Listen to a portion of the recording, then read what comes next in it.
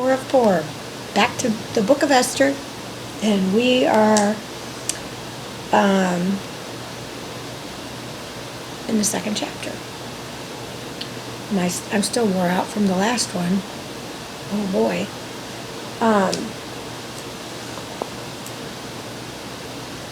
Esther chosen queen. I'm just taking these out. It's so much easier for me to read this way. So, Esther chosen queen. After these things, when the anger of King Ahasuerus had abated, he remembered Vashti, and what she had done, and what had been decreed against her. Then the king's young men, who attended him, said, Let beautiful young virgins be sought out for the king, and let the king appoint officers in all the provinces of his kingdom, to gather all the beautiful young virgins to the harem in Susa, the capital, under custody of Haggai, the king's eunuch, who is in charge of the women. Well, I'm already not liking this one. Let their cosmetics be given them, and let the young woman who pleases the king be queen instead of Vashti. This pleased the king, and he did so. Now there was a Jew in Susa, the citadel, whose name was Mordecai, the son of Jar, son of Shimei, son of Kish, a Benjaminite, who had been carried away from Jerusalem among the captives carried away from Jeconiah, king of Judah, whom Nebuchadnezzar, king of Babylon, had carried away. He was bringing up Hadassah, that is Esther, the daughter of his uncle, for she had neither father nor mother. Poor thing.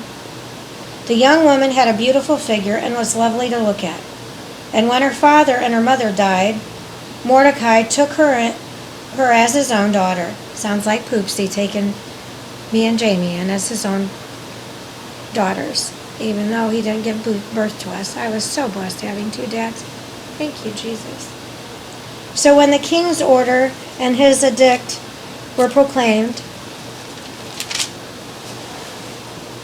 and when many young women were gathered in Susa, the citadel, in custody of Haggai, Esther also was taken into the king's palace and put in custody of Haggai, who was in charge of the women. I feel like I'm a little kid, all like reading my storybook, but I don't know. I'm just like excited to read the Bible for the first time and in its entirety, so I'm like a little kid.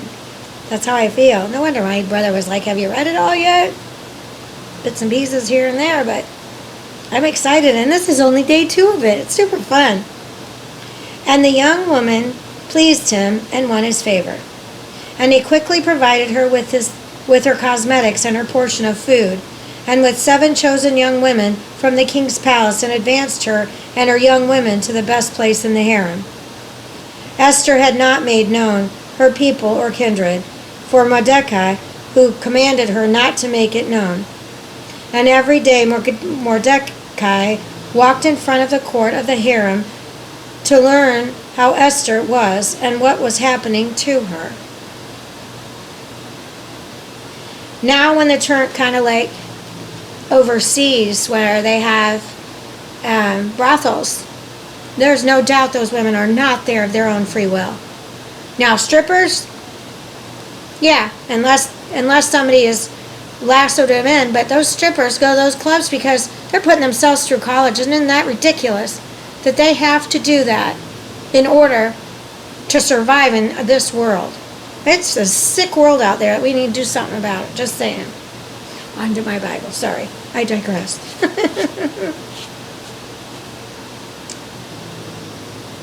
Now when the turn, we're on to verse 12.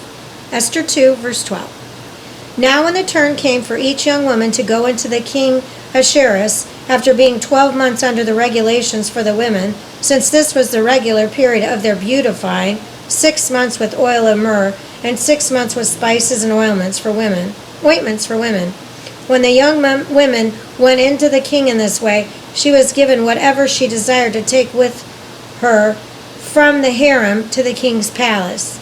In the evening she would go in, and in the morning she would return to the second harem in custody of Shagaz, the king's eunuch, who was in charge of the concubines.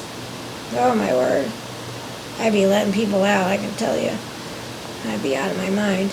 She would not go in to the king again unless the king delighted in her, and she was summoned by name.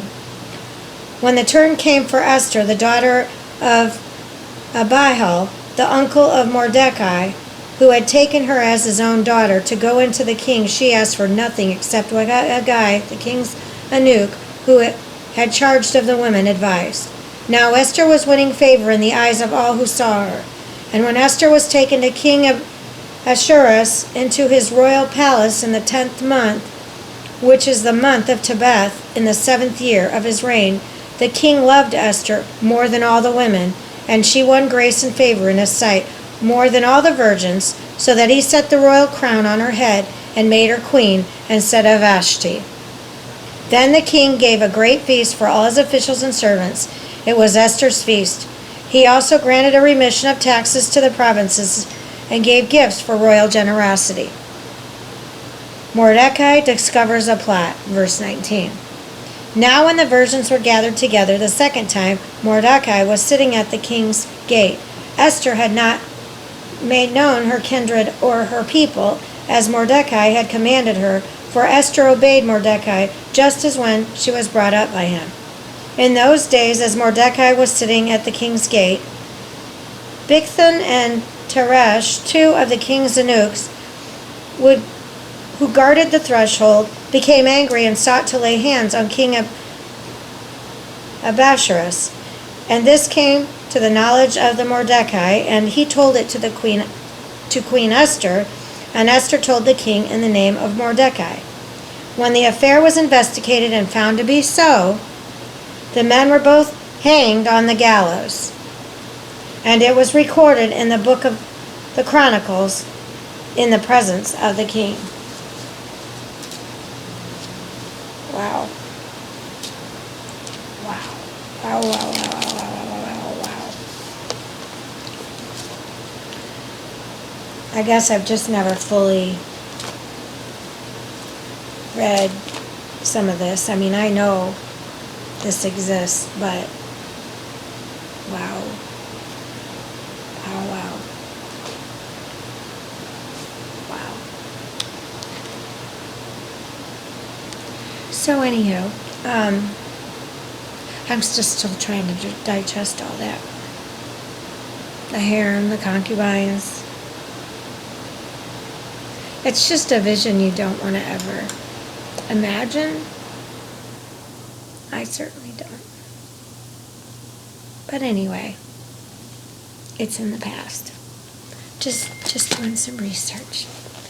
So, on that note, have a fantastic rest of your Sunday. This is the final section of today's readings, part 4 of 4, and I hope you enjoy it. And again, I'm learning as I go. I'm sorry if I butcher up some of the names.